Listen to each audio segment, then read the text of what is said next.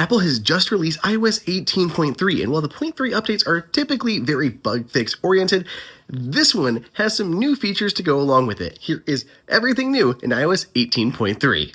First, we have changes to notification summaries, starting off with the fact that you can now customize these and modify those summaries directly from the lock screen. When you swipe on the left and hit on options, you have new options to disable those summaries automatically on a per app basis. So if you don't want to use those notification summaries, you don't have to. Apple's also disabled notification summaries for Apple News. There were some unfortunate misunderstandings in terms of the AI summarization, so Apple has disabled it.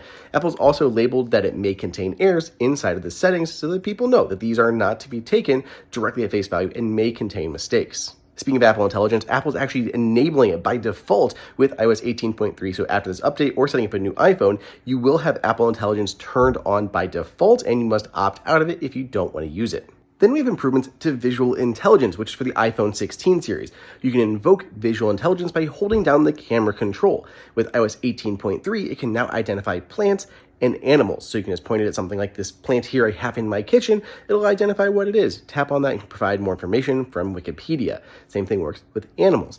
But what I love is that you can now add calendar appointments just by identifying dates in a picture. So you open up visual intelligence, like my wife wrote a little note, movies here tonight at 8 o'clock. I can see that. I can scan it with visual intelligence, add it directly to the calendar. And when it does add these to the calendar, it even includes a little screenshot of the event itself, which is really handy and cool. Inside of the calculator app, Apple now allows you to repeat the same calculation by tapping the equal button again and again. So I have this little equation here, just 10 plus 10. Every time I tap on equal, it adds an additional 10, just repeating the same calculation each time. Really handy little update.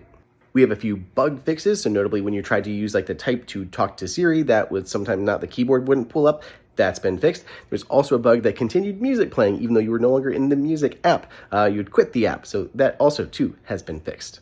Apple has released its new Unity wallpaper, so these go along with the new Apple Watch band, the Unity Apple Watch band. There's another short on that if you want to check it out. But alongside that band, there's wallpapers for iPhone, iPad, and Apple Watch. They're really cool. You can see some of the old ones from last year. But yeah, we have new versions for this year.